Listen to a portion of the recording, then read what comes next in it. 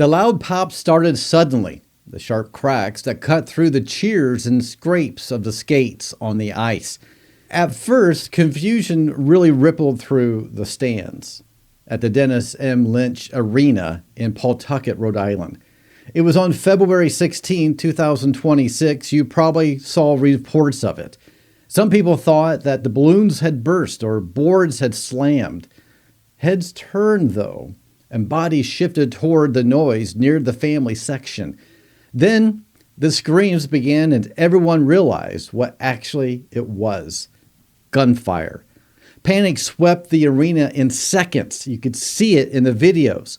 People dropped to the floor, they dove behind seats, and bolted for the exit. Parents yanked their kids down, shielding them with their bodies. You can imagine the panic that was happening when they realized it was a gunshot and people were dying. The whistles blew on the ice frantically to stop the play on the ice.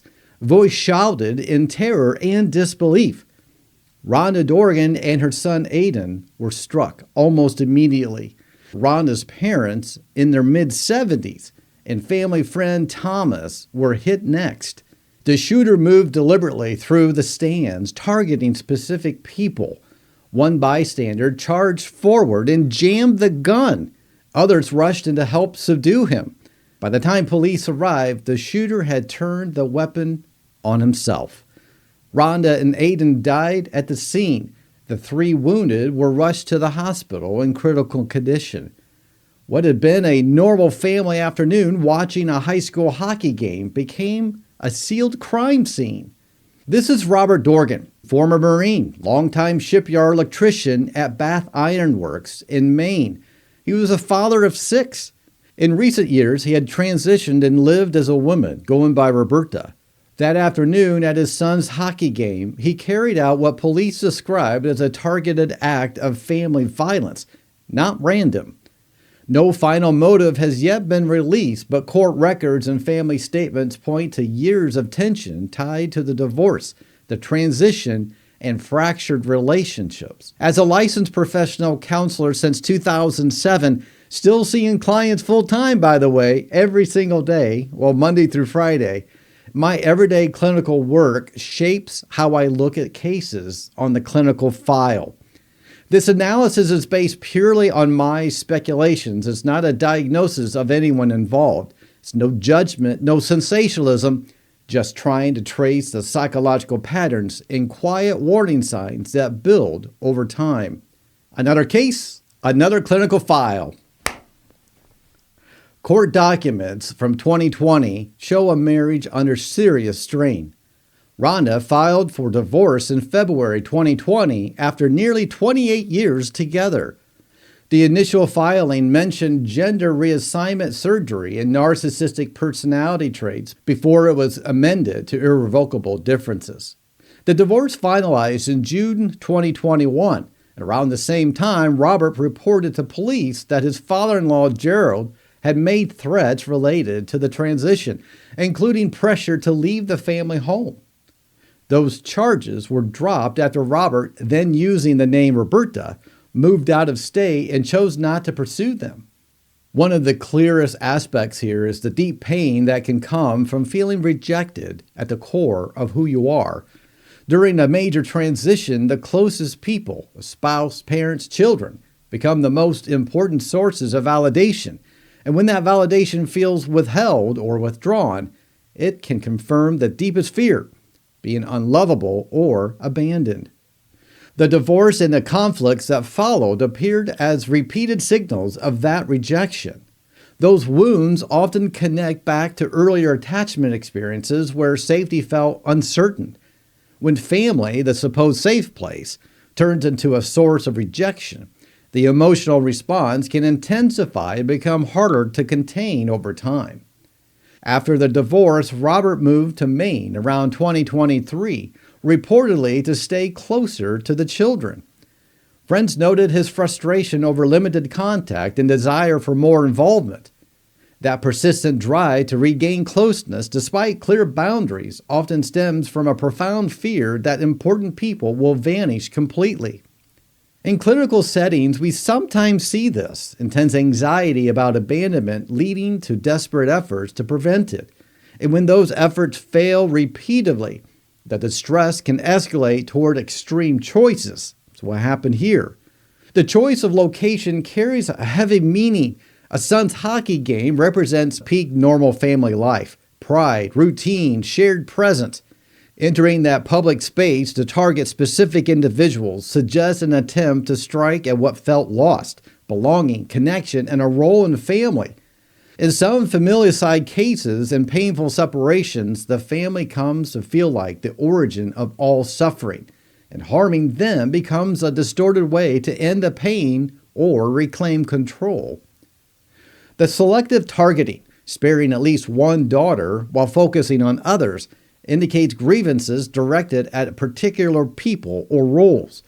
He had a concealed carry permit from Florida that was invalid in Rhode Island, and he owned high-powered handguns purchased legally years earlier. Witnesses describe deliberate approaches and firing.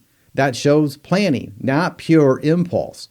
Yet executing it in a public, crowded place and then dying by suicide suggests he viewed this as a final act for the relationship he saw as betraying him and for himself. That pattern often emerges when someone has suffered a severe blow to self-worth layered over depression. When the self feels extremely damaged, destroying both the sources and pain in one's own life can appear as the only resolution. Family members, including a daughter, have spoken about long-term mental health struggles and a perceived vendetta against a family.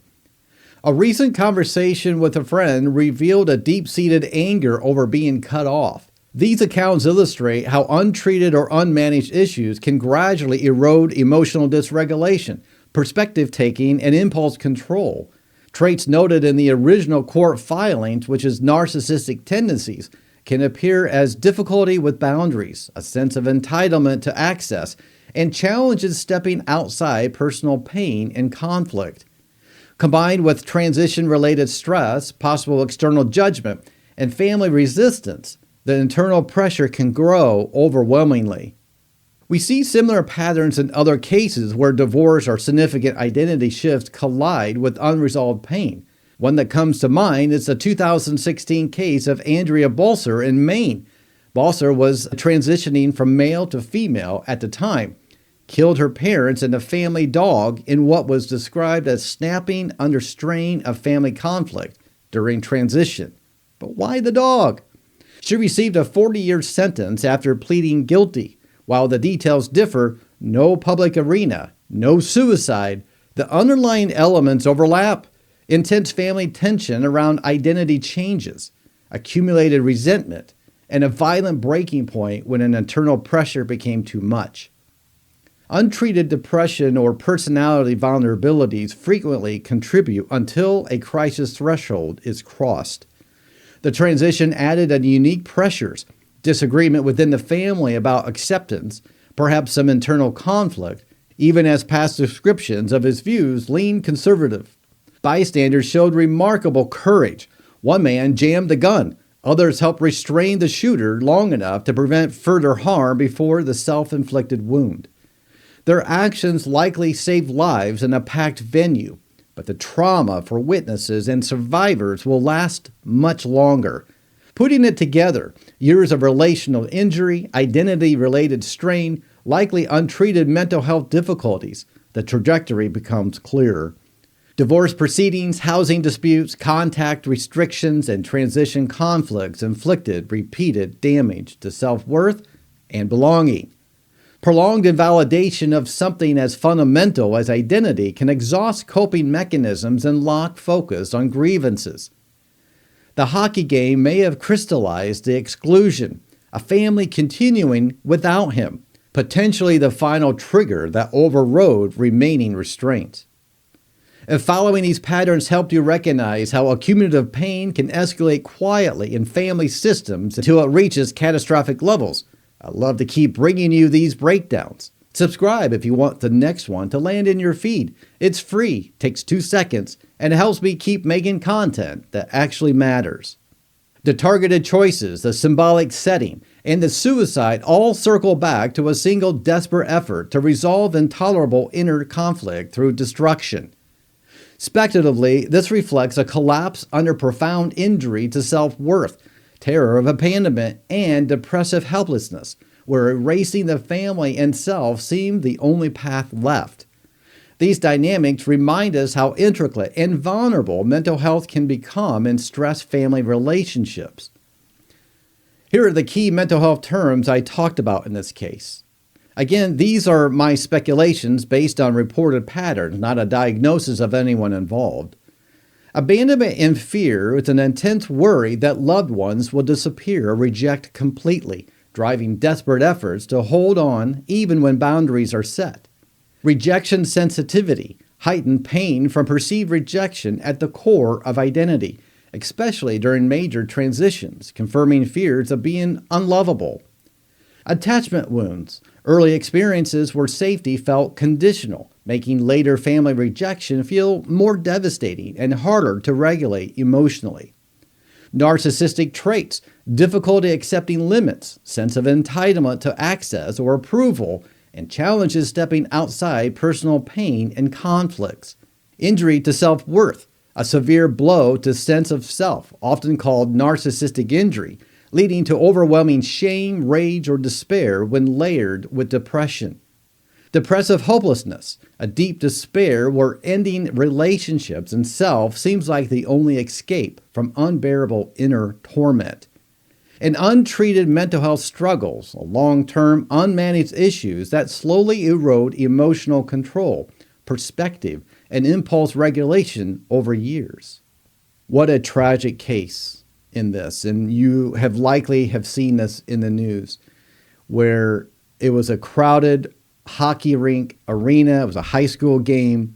A family went there to watch their son and grandchild, and here comes Robert to kill the family. Right in the middle of the game, right in the middle of the crowd. Everybody saw it. Everybody heard it. Everybody saw the panic and felt the panic themselves. Most of those people, in my experience, are going to carry that with them for a very long time. Many people who experience mass tragedies like this, public ones, have a hard time going into public places, as you can imagine.